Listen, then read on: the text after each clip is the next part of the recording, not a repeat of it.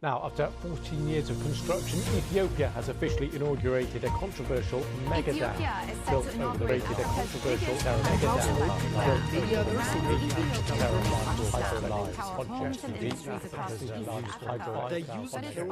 The Grand Ethiopian Renaissance Dam. How one dam changed the rules of geopolitics. On September 9th, 2025, something extraordinary happened in the highlands of Ethiopia. The Grand Ethiopian Renaissance Dam, Africa's largest hydroelectric project, was officially inaugurated after 14 years of construction and countless diplomatic battles. But this isn't just another infrastructure story.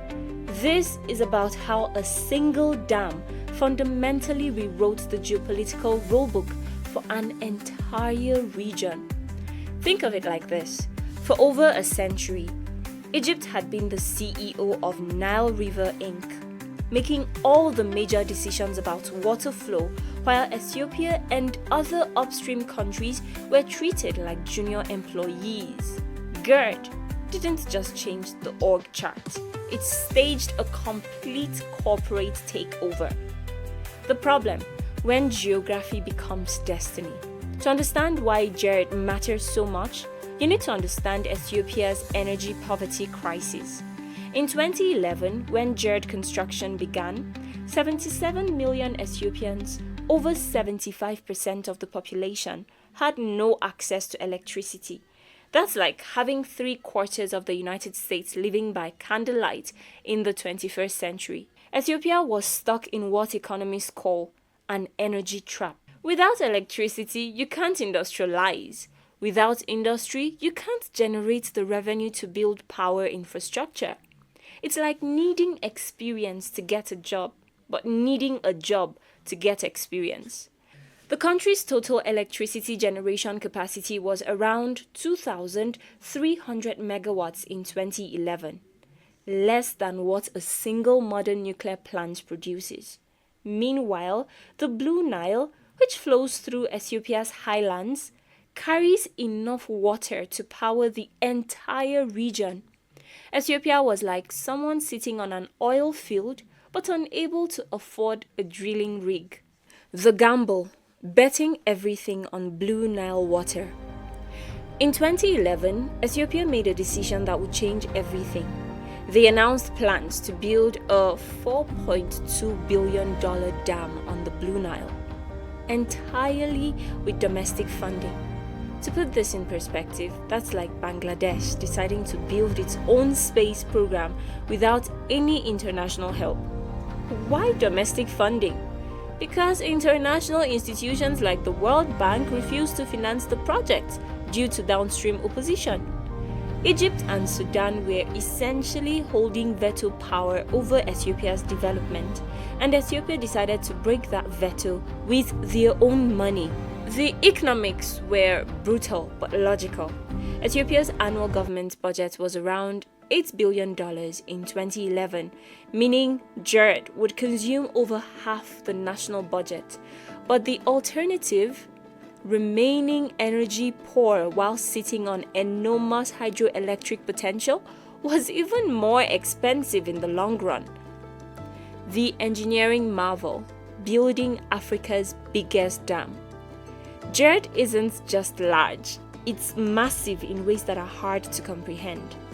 The main dam stands 170 meters high and stretches 1.8 kilometers across the Blue Nile. The reservoir extends 172 kilometers upstream and holds 74 billion cubic meters of water. That's equivalent to storing the entire annual flow of the Blue Nile.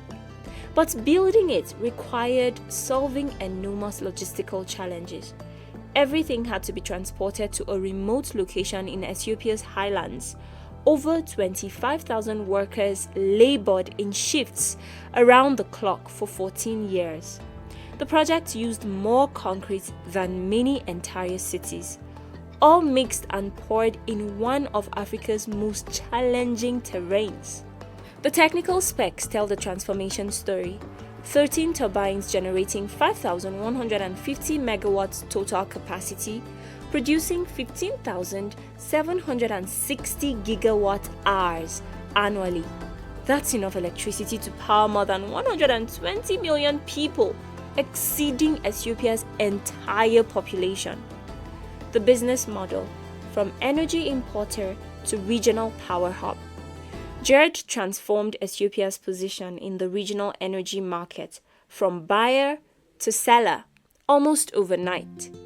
In the 2024-2025 fiscal year, Ethiopia generated over 29,000 gigawatts per hour of electricity, 16% more than planned. GERD contributed roughly 17% of that total while operating at partial capacity. The revenue story is equally impressive. Ethiopia earned $118.1 million from electricity exports between 2024 and 2025, with exports accounting for just 7% of generation, but 20% of Ethiopian Electric Power's revenue. The math is compelling. Exports are 4 times more profitable per unit than domestic sales. Kenya is Ethiopia's biggest customer, purchasing $86.3 million worth of electricity, followed by Djibouti at $30.9 million.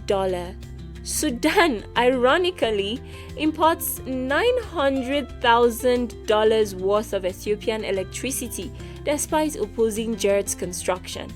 Tanzania has just begun trial imports, with regular exports scheduled for 2024. Ethiopia's ambition is to reach $1 billion annually in electricity exports.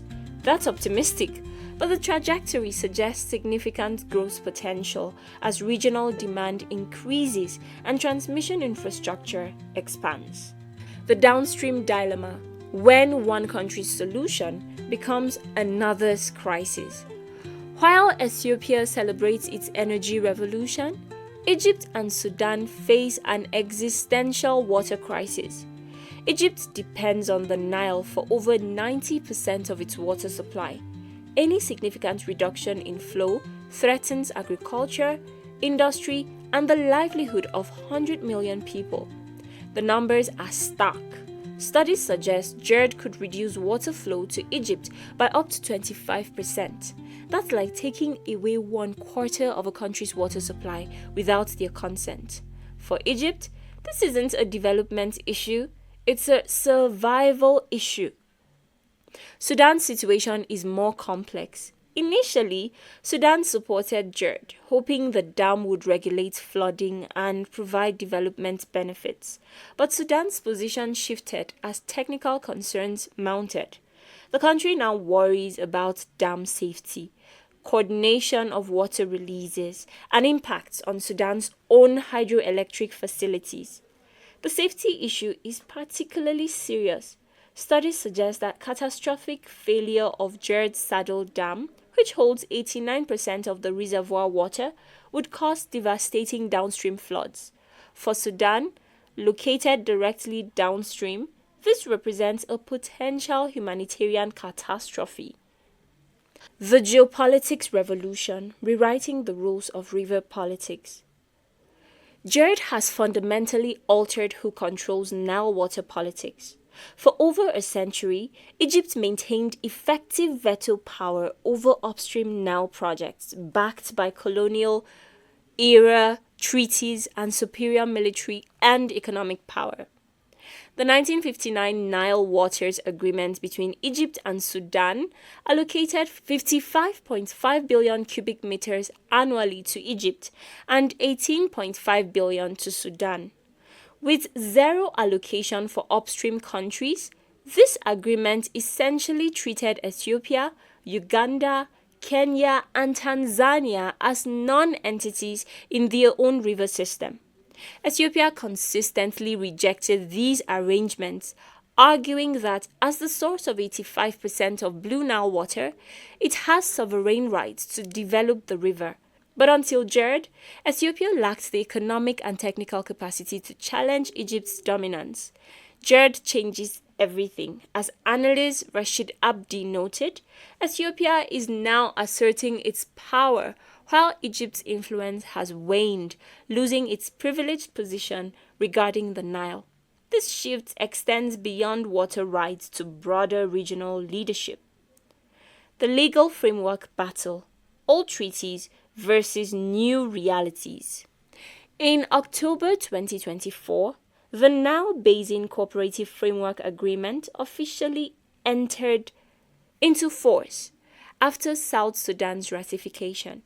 This new legal framework, signed by 6 upstream countries, establishes principles of equitable and reasonable utilization that directly challenge Egypt's historical claims.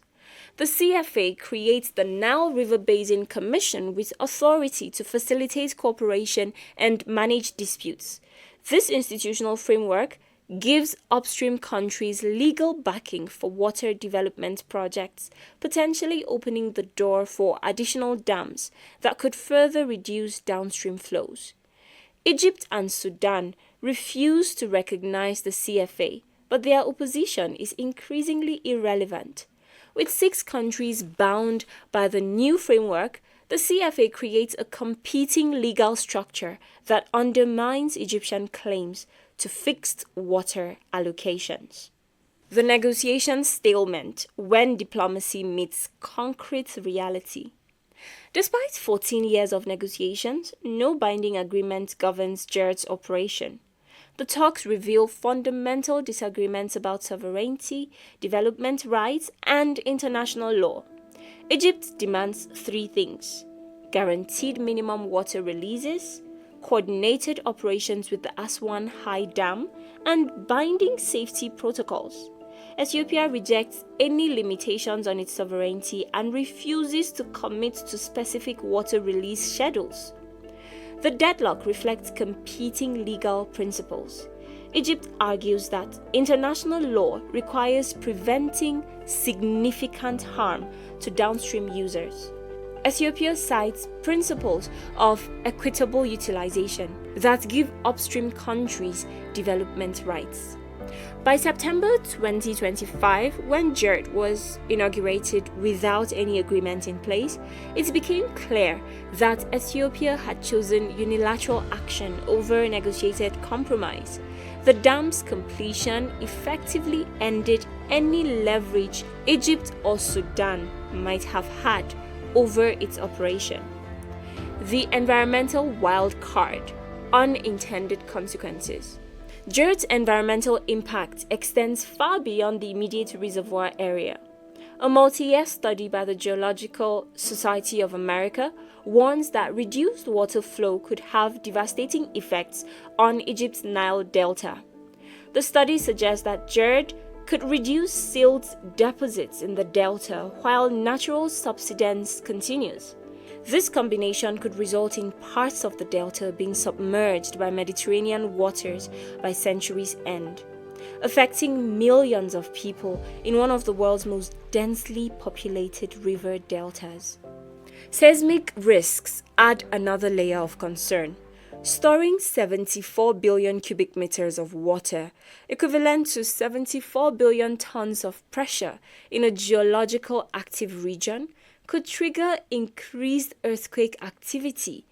The East African Rift System and volcanic rocks in the area make this a legitimate scientific concern, though Ethiopian officials dispute the risks. The 3 strategic insights. GERD's story reveals 3 crucial lessons about modern geopolitics and development. First insight: infrastructure creates irreversible facts on the ground. Once GERD was completed, downstream countries lost any meaningful leverage over its operation. This demonstrates how major infrastructure projects can permanently alter regional power balances, regardless of existing legal frameworks or international agreements. Ethiopia essentially created a new status quo through engineering. Second insight: self-financing preserves sovereignty. Ethiopia's decision to fund to fund GERD domestically despite higher costs and financial strain, preserved complete control over the project. This contrasts sharply with externally financed projects that often come with conditions requiring downstream consent or environmental safeguards. The lesson: expensive sovereignty is often cheaper than conditional dependence. Third insight: development creates zero-sum water politics.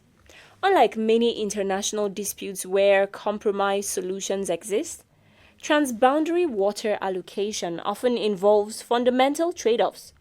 Ethiopia's legitimate development aspirations directly conflict with Egypt's water security needs, creating a situation where one country's gain necessarily becomes another's loss. The new Nile reality. What comes next? GERD establishes a new precedent for transboundary river management. The dam's success demonstrates that determined upstream countries can pursue major water infrastructure despite downstream opposition, provided they have sufficient resources and political will. For Ethiopia, GERD enables broader regional leadership aspirations. The country now possesses energy diplomacy, using electricity exports as a tool of influence with neighboring countries. This soft power complements Ethiopia's growing military and economic influence in the Horn of Africa. For Egypt and Sudan, adaptation becomes an existential necessity. Both countries must develop water management strategies that account for permanently altered Nile flows while maintaining agricultural productivity and economic stability. This may require costly investments in desalination, water conservation, and crop diversification. The broader Nile Basin faces a future of increasing competition as population growth, climate change, and development pressure intensify demand for water resources. GERD's precedent suggests that future conflicts may be resolved through infrastructure developments rather than diplomatic negotiation. The billion-dollar question. As GERD begins full operations, the fundamental question remains: does infrastructure development trump international cooperation when national interests conflict? Ethiopia's success with GERD proves that countries can achieve transformational development projects despite international opposition. But the costs, diplomatic isolation, regional tensions, and potential environmental consequences raise questions about whether unilateral development is sustainable in an interconnected world. GERD is ultimately about power in all its forms: electrical power that lights Ethiopian cities, economic power that generates export revenue, and geopolitical power that reshapes regional influence. Whether this power serves broader African development or creates dangerous precedents for resource competition remains to be seen. One thing is certain: the Grand Ethiopian Renaissance Dam didn't just harness the Blue Nile's water. It unleashed forces that will shape East African politics for generations to come. What's your take? Does GERD represent legitimate development or dangerous precedent setting? How should countries balance national development with regional cooperation? Drop your thoughts in the comments, and if you want more deep dives into the projects reshaping our world, hit that subscribe button. See you in the next one.